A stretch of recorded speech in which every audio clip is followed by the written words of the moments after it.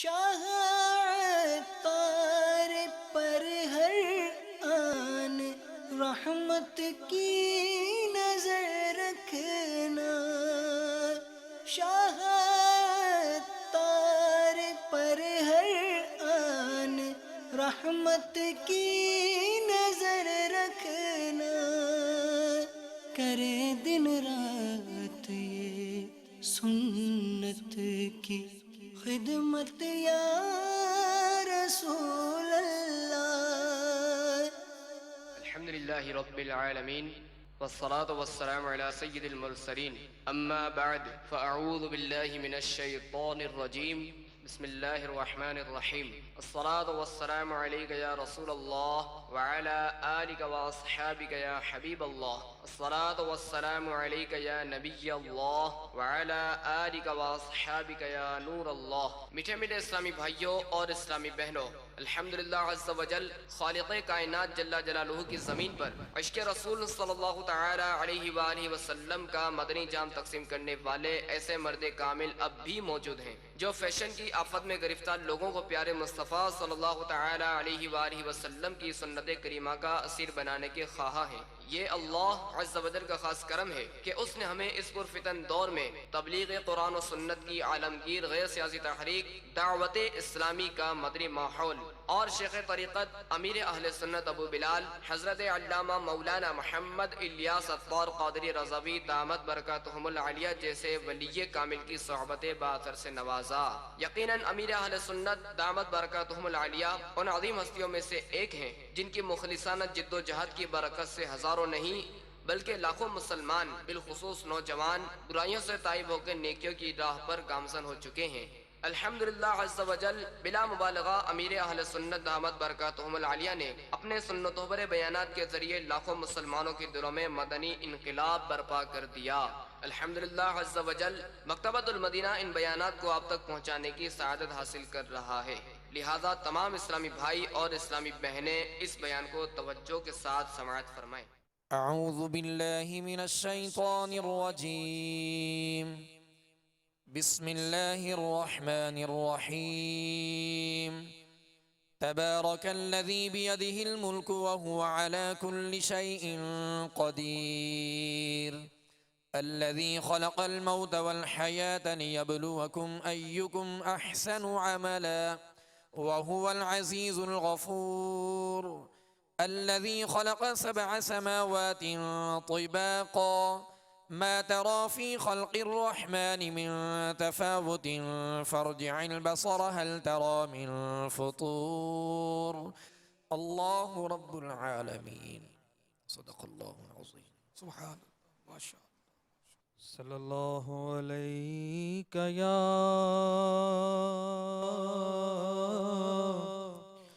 یا رسول اللہ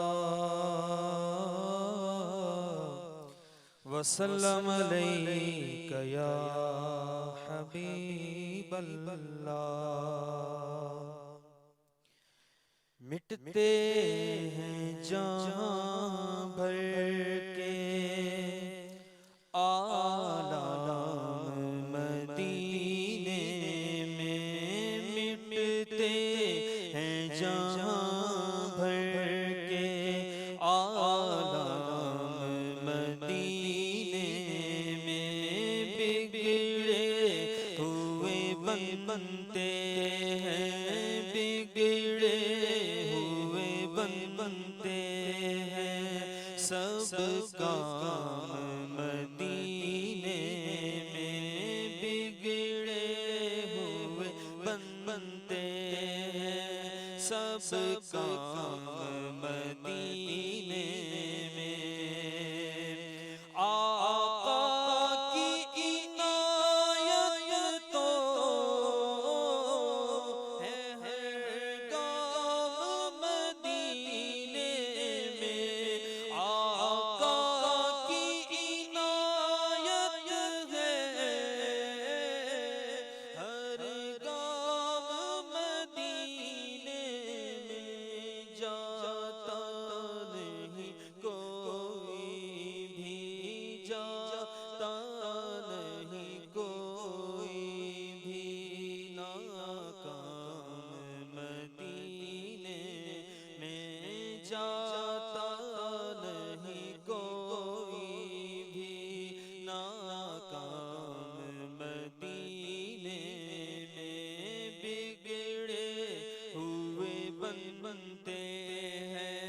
سب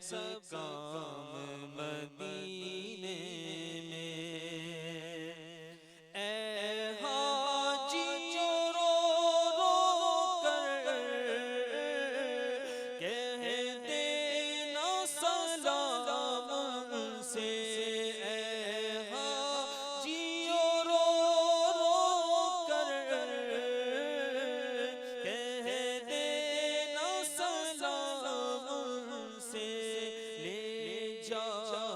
غریبوں کا لے جا غریبوں کا پیغام مدینے میں لے جا غریبوں کا پیغام مدینے میں آ جاؤ گناہگاروں بے خوف چلے آؤ آ جاؤ گناہگاروں بے خوف چلے آؤ سرکار کی رحمت تو سرکار کی رحمت تو ہے عام مدینے میں وہ شافع محشر تو بلوا کے غلاموں کو دیتے ہیں شفاعت کا انعام مدینے میں چھیڑو نہ طبیبو تم بیمار مدینہ کو چھیڑو نہ طبیبو تم بیمار مدینہ کو اس کو تو ملے گا بس اس کو تو ملے گا بس آرام مدینے میں اے کاش کہ رو رو کر دم توڑ تو قدموں میں اے کاش کہ رو رو کر دم توڑ تو قدموں میں ہو جائے میرا بالخیر انجام مدینے میں بگڑے ہوئے بنتے ہیں سب کام مدینے میں عطار پہ اب ایسا اے کاش کرم ہو جائے عطار پہ اب ایسا اے کاش کرم ہو جائے مکے میں سحر گزرے مکے میں سحر گزرے تو شام مدینے میں مکے میں سحر گزرے تو شام مدینے میں بگڑے ہوئے بنتے ہیں سب کام مدینے میں الحمد للہ رب العالمین والصلاة والسلام علی سید المرسلین اما بعد فاعوذ باللہ من الشیطان الرجیم بسم اللہ الرحمن الرحیم الصلاة والسلام علیک یا رسول اللہ وعلى آلك وأصحابك يا حبيب الله الصلاة والسلام عليك يا نبي الله وعلى آلك وأصحابك يا نور الله.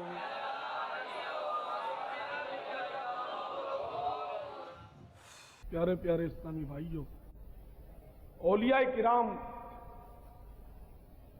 آتے ہی رہے ہیں اور آتے بھی رہیں گے کہ ولایت کا دروازہ بند نہیں ہوا، نبوت کا دروازہ بند ہے اور وہ نہیں کھلے گا. ہمارے آقا مولا مدنی مصطفیٰ احمد مجتبیٰ صلی اللہ تعالی علیہ وسلم جو ہیں،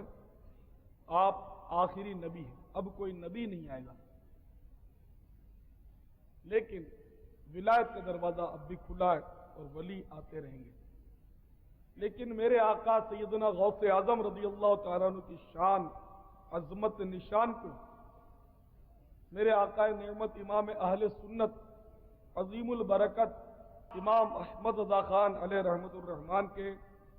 اس شعر سے سمجھیے. آپ فرماتے ہیں، جو ولی قبل تھے بعد ہوئے یا ہوں گے، جو ولی قبل تھے بعد ہوئے یا ہوں گے، سب ادب رکھتے ہیں دل میں میرے آقا تیرا. یعنی جو اولیاء گزر چکے وہ بھی، جو آپ کے بعد ہوئے وہ بھی، اور آئندہ جو آتے رہیں گے سب کے سب، اے غوث اعظم آپ کا ادب کرتے ہی رہیں گے. تو ہمارے آقا غوث اعظم جو ہیں وہ سلطان الاولیاء، اور آپ کے بارے میں جتنی کرامات منقول ہیں، اتنی کرامات کسی ولی سے منقول نہیں. اتنی کرامتیں آپ سے ظہور پذیر ہوئی ہیں، بلکہ آپ کی آمد ہی کرامت سے کم نہیں. صحیح بات تو یہ ہے کہ میں کتنا خوش نصیب ہوں کہ مجھے وہ مرشد ملا کہ جس کی آمد ہی کرامت ہے. یعنی آپ مادر زاد ولی ہیں. رمضان شریف کی چاند رات کو آپ کی ولادت ہوئی اور دن کو آپ نے دودھ نہیں پیا. چاند میں لوگوں کو تردد ہوا تو شہرا ہو چکا تھا. معلومات کرو کہ شریفوں کے گھر میں جو بچہ پیدا ہوا ہے، شریف جو ہے وہ اس دور میں سادات کرام کو کہتے تھے، بلکہ ہاشمی کو کہتے تھے. اور اب بھی غالباً ممالک عرب میں شریف جو ہے وہ سید زادے کو کہتے ہیں، اور سید ہم لوگ تو حسن کریم کی اولاد کو یہاں پر کہتے ہیں، لیکن وہاں غالباً سید جو ہے وہ جناب کو کہتے ہیں، یا سیدی، اے میرے آقا. تو سید مانے جناب، محترم، یا انگلش میں جیسے بولتے ہیں مسٹر. تو اس طرح وہ عربی میں عموماً سید کہتے ہیں، چاہے وہ حسن کریم کی اولاد نہ ہو. لیکن جو واقعی سید ہے سادات کرام سے، اس کو شریف کہتے ہیں. تو شریفوں کے گھرانے میں معلومات کی گئی کہ جو بچہ پیدا ہوا ہے اس نے دودھ پیا نہیں. تو ان کی ماں ام الخیر فاطمہ رضی اللہ تعالی عنہا نے لوگوں کو بتایا کہ سارے دن میں عبد القادر نے دودھ نہیں پیا. تو پورا مہینہ اس طرح گزر گیا ماہ رمضان کا، اور جب تک آپ مطلب یعنی کہ عالم شیر خارگی میں رہے اور رمضان شریف آیا تو آپ نے دودھ نہیں پیا. دن کو دودھ نہیں پیتے تھے، رات کو پی لیتے. یعنی آتے ہی آپ نے اپنی ولایت کا اعلان کر دیا اور تقوی اور پرہیزگاری کا اعلان کر دیا اور روزہ رکھنا شروع کر دیا. تو غوث اعظم رضی اللہ تعالیٰ عنہ کے ماننے والے غور کریں کہ بعض ماننے والے مانتے تو ضرور ہیں، نیاز بھی دھوم دھڑکے سے پکاتے ہیں، کھاتے ہیں، کھلاتے ہیں، اچھی بات ہے، لیکن ہٹے کٹے ہونے کے باوجود وہ روزہ نہیں رکھتے. رمضان کا روزہ ان سے نہیں رکھا جاتا. تو اے غوث اعظم کے نیاز کھانے والوں، تمہیں معلوم ہونا چاہیے کہ جس کی عقیدت تمہارے دلوں میں ہے وہ تمہارا مرشد تو آتے ہی مطلب اس نے روزہ رکھنا شروع کر دیا تھا. ایک دن کی عمر سے ہی انہوں نے روزہ رکھنا شروع کر دیا تھا. غوث اعظم متقی ہر آن میں، چھوڑا ماں کا دودھ بھی رمضان میں. کسی نے آپ سے پوچھا کہ آپ کو اپنی ولایت کا علم کب سے ہوا؟ فرمایا مجھے تو بچپن سے ہی اپنی ولایت کا علم ہو گیا تھا کہ جب میں مدرسے جاتا تھا تو فرشتے آواز دیتے تھے کہ عبد القادر کے لیے راستہ چھوڑ دو، عبد القادر کے لیے راستہ چھوڑ دو، اور وہ میرے لیے جگہ بنوا دیتے تھے۔ حضور سیدنا غوث اعظم رضی اللہ تعالیٰ عنہ جو تھے، یہ آپ پیدائشی ولی تھے اور مادر ذات ولی تھے، اور بڑا مقام حاصل کیا آپ نے۔ اس کے باوجود بہت زیادہ آپ نے محنت مشقت کی، بڑی ریاضتیں کی، بڑے مجاہدے کیے، یہاں تک کہ آپ خود فرماتے ہیں کہ میں 25 سال تک عراق کے جنگلوں میں برہنہ پا پھرتا رہا، اور جسم پر بھی پورا کپڑا نہیں ہوتا تھا، ستر تو ڈھکا ہوا ہوتا تھا، لیکن جو کپڑے ہمیں میسر ہیں اس طرح کے کپڑے نہیں ہوتے تھے، اور 25 سال تک میں ننگے پاؤں پھرتا رہا۔ یہاں اگر کوئی عقیدت مند بغداد شریف میں 4 دن کے لیے زیارت کے لیے حاضر ہو اور وہ جوتے نہ پہنے تو لوگ حیرت کرتے ہیں اس پر، ارے جوتے نہیں پہنتا، اور جس کے شہر میں گیا ہے اس کے بارے میں سنو کہ 25 سال تک وہ ننگے پاؤں جنگلوں میں پھرتے رہے، جنگلوں میں، اور ریاضتیں اور مجاہدے کرتے رہے، اور گھاس کھا لیتے، کبھی کانٹے دار شاخیں کھا لیتے، اس طرح کی آپ کی غذائیں تھی، اور کئی روز تک فاقوں پر فاقے گزر جاتے تھے، کچھ بھی کھانے کو نہیں ہوتا، اور دن رات مطلب کہ جاگ کر عبادت کرتے تھے، یہاں تک کہ غوث اعظم رضی اللہ تعالیٰ عنہ کے بارے میں منقول ہے کہ 40 سال اس حال میں گزرے کہ عشاء کے وضو سے فجر کی نماز ادا کی، اس قدر مطلب ہے کہ آپ نے ریاضتیں کی، مشقتیں کی، اور دین کے آپ مبلغ اعظم ہیں، مبلغ بغداد کہہ لیجئے، مبلغ عالم کہہ لیجئے، اس قدر آپ نے دین کی تبلیغ کی ہے کہ اس قدر تبلیغ اور اس قدر وعظ کی محفلیں میں سمجھتا ہوں کسی اور اولیاء کے بارے میں منقول نہیں کہ اتنی بڑی بڑی وعظ کی محفلیں جس کو ہم آج اجتماع کہتے ہیں، کہ اتنے بڑے بڑے اجتماعات کسی کے بھی نہیں سنے کہ کسی کے ہوئے۔ آپ فارسی بولا کرتے تھے، آپ کی زبان جو تھی وہ فارسی تھی، عجمی تھے، عربی نہیں تھے، لیکن آپ کا بیان وہ بھی عربی میں اس قدر حیرت ناک ہوتا تھا کہ بڑے بڑے فصیح اللسان عرب جو تھے وہ دم بخود رہ جاتے تھے۔ بیان کا آغاز کچھ یوں ہوا کہ ایک بار اللہ کے محبوب صلی اللہ تعالی علیہ وسلم خواب میں جلوہ آرا ہوئے اور فرمایا عبد القادر تم واز کیوں نہیں کہتے؟ عرض کیا بابا جان صلی اللہ تعالی علیہ وسلم میں عجمی ہوں اور اہلیان بغداد جو ہے وہ عربی ہیں، اور مجھے ڈر لگتا ہے کہ میں ان کے سامنے اگر عربی بولوں گا بھی تو شاید ہو سکتا ہے ایسی فصیح عربی نہ بول سکوں، اور یہ خواہ مجھ پر مطلب ہے کہ لوگ ہنسیں کہ دیکھو رسول اللہ کا بیٹا ہو کر عربی بھی نہیں جانتا صلی اللہ علیہ وسلم۔ تو اللہ کے محبوب صلی اللہ علیہ وسلم نے ارشاد فرمایا کہ عبد القادر تم بیان کرو اور منہ کھولو، منہ کھلوایا اور 7 مرتبہ آپ کے منہ میں لعاب دہن ڈالا، لعاب دہن جس کو ہم تھوک بولتے ہیں، میرا آپ کا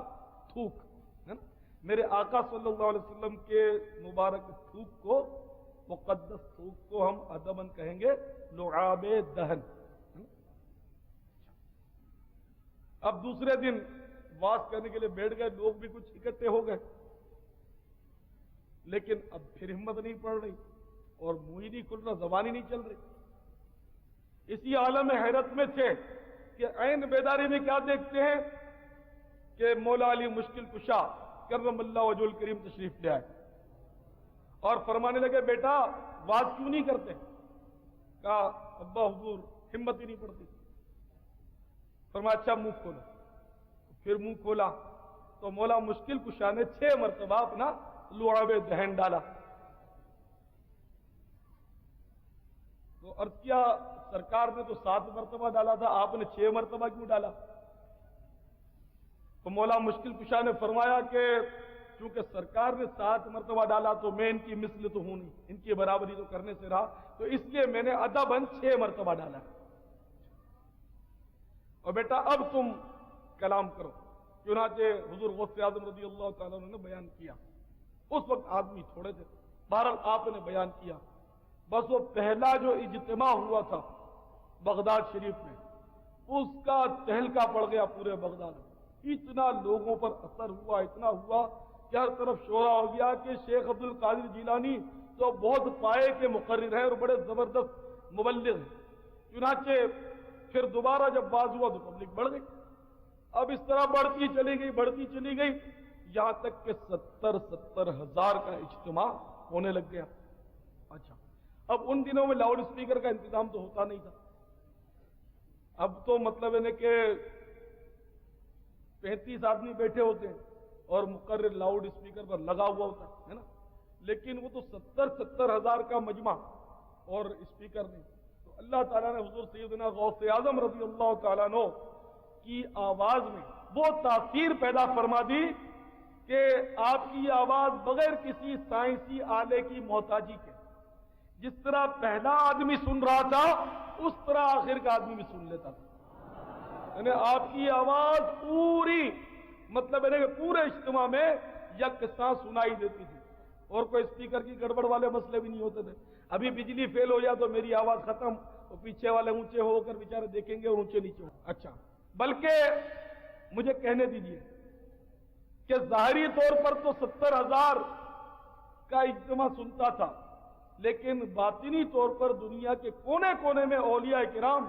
آپ کے وعظ کو سنتے تھے۔ اس کے بھی کئی دلائل ہیں، اس کی روایتیں ملتی ہیں کہ اولیاء کرام اپنے اپنے آستانوں پر مریدوں کو جمع کر کے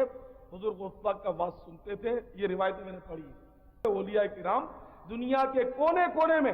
ان کا وعظ سنتے تھے۔ اب سائنسی کنیکشن کے ذریعے جیسے کہ بیان ریلے ہوتا ہے مکہ مکرمہ سے مدینہ طیبہ سے،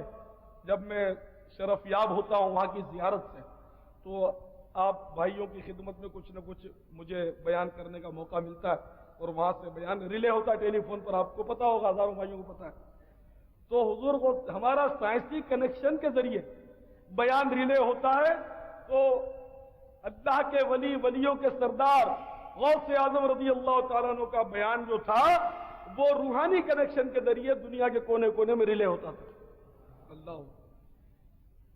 سائنسی کنیکشن کو ویسے فوراً لوگ مان لیتے، میری آواز آپ مدینے سے سنتے ہیں، مکہ شریف سے سنتے، کوئی تعجب نہیں کرتا، فوراً تسلیم کر لیتا، حالانکہ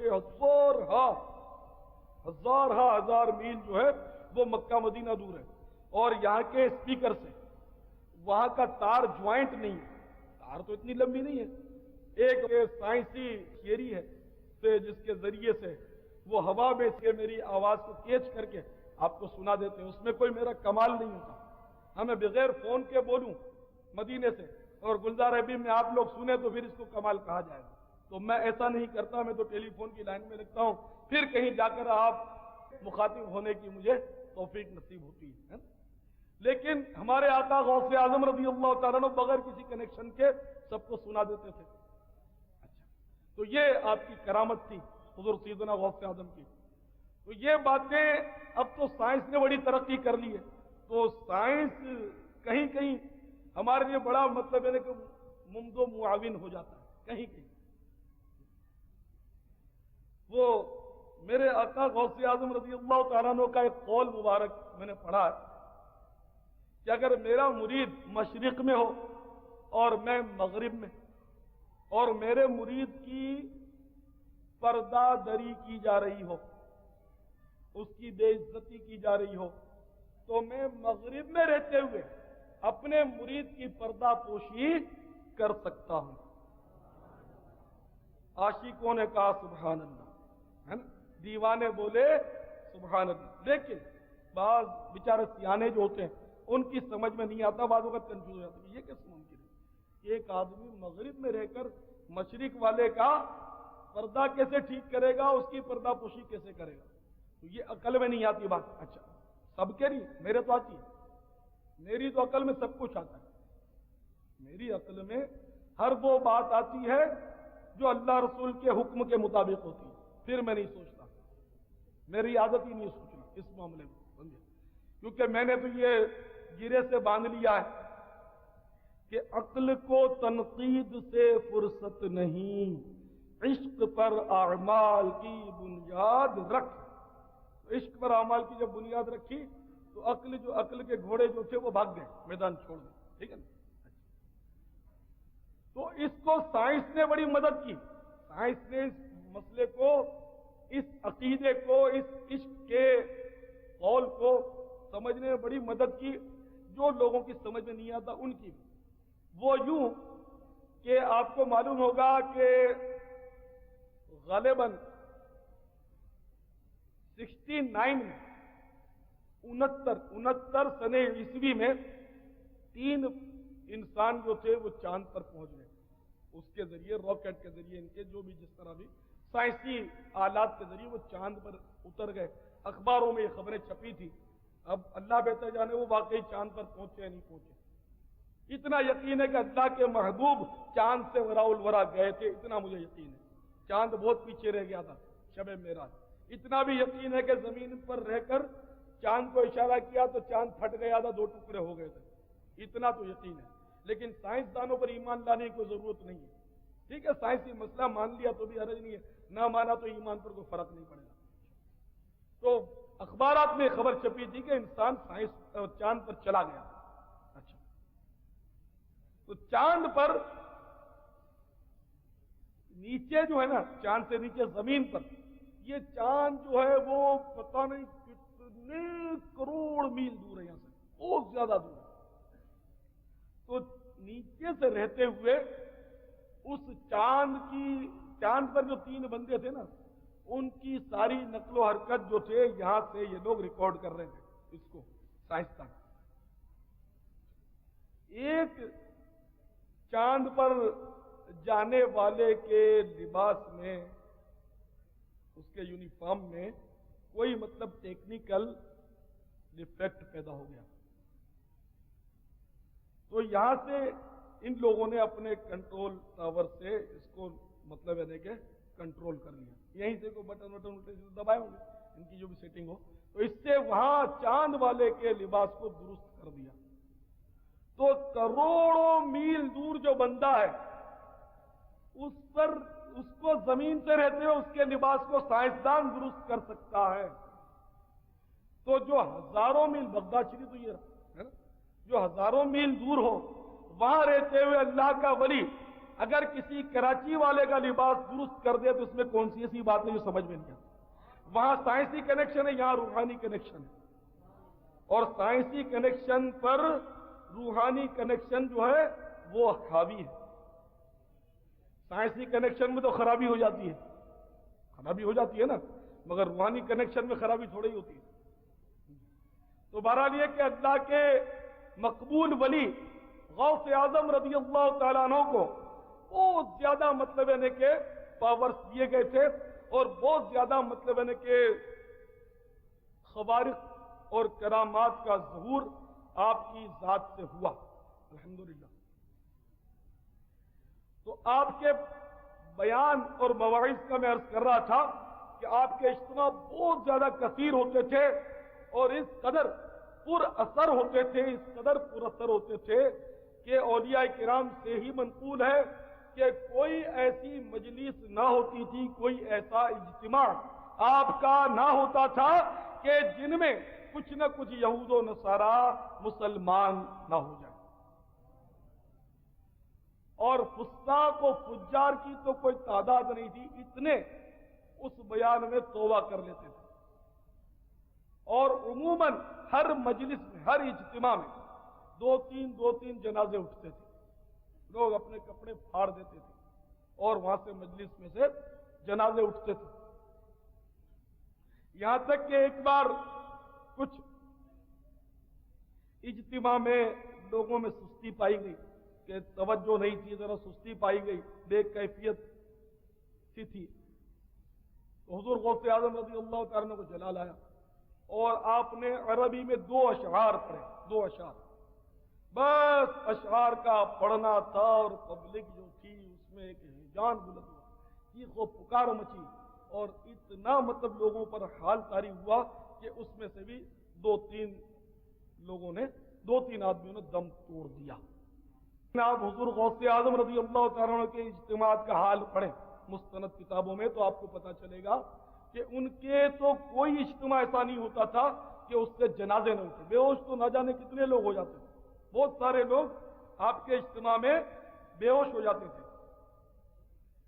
مثلا ایک مرتبہ آپ کے واعظ میں 100 علماء بغداد آئے آپ کی خدمت میں، آپ کے واعظ میں 100 بغداد کے علماء آئے چیک کرنے کے لیے، کیونکہ یہ حقیقت ہے کہ جو بھی اہل حق ہوتے ہیں اور جنہوں نے بھی دین کی خدمت کا بیڑا اٹھایا جب بھی، تو ان کی مخالفت کی گئی، غوث پاک کی مخالفت بھی ہوئی، تو ان کے بھی کچھ لوگ مخالف ضرور تھے۔ 100 کے 100 علماء نے اپنے اپنے ذہن میں ایک ایک سوال وہ منتخب کیا تھا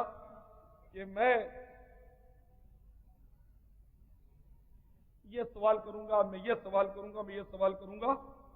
دیکھو یہ کیا جواب دیتے ہیں، تو پتا تو چلے کہ مطلب یہ کتنے مبلغ ہیں۔ تو یہ آ گئے